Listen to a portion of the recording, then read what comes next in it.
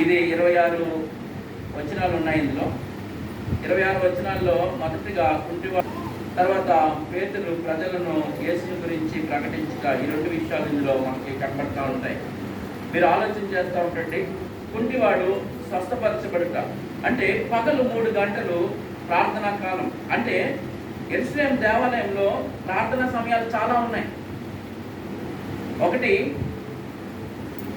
ఆ సమయాలు 3 గంటలకు ఉంది, చాలా సమయాలు ఉన్నాయి. అందులో ఒక సమయం ఏంటంటే పగలు 3 గంటలు. పగలంటే మళ్ళీ ఏ పగలు?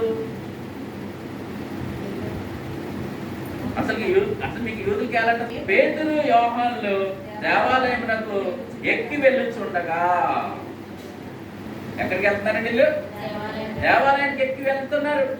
ఇంతలో ఏమైందంటే పుట్టినది మొదలుకొని, ఎప్పటి నుంచి అంటే వనేశంకర్ ఎప్పటి నుంచి పుట్టినది మొదలుకొని ఆ భిక్షగాడు ఒక మనుషుడు మోసుకొని పోబడుచుండెను. దేవాలయంలోనికి వెల్లువారిని భిక్షం అడుగుతా ప్రతి దినము వానిని శృంగారమున దేవాలయపు ద్వారమునద్ద ఉంచుచూ వచ్చిరి. ఏ దేవాలయం అండి ఇది?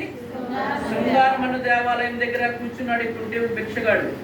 పేతురును యోహానును దేవాలయంలో ప్రవేశింపబోనప్పుడు వాడు చూచి భిక్షం అడుగగా, పేతురును యోహానును వారిని తేరి చూచి మా తట్టు చూడమనిది. ఇప్పుడు ఇక్కడికి నేను దీనికోసం అడిగాను, తేరి చూచి అన్న. అరే నువ్వు అటుకిట్టి కాదు చూడవలసింది, ఫస్ట్ నన్ను చూడు, నువ్వు మా వైపు చూడు నువ్వు అంటున్నాడు. అంటే ఎట్లా వస్తాడంటే అటెన్షన్లోకి వస్తాడు.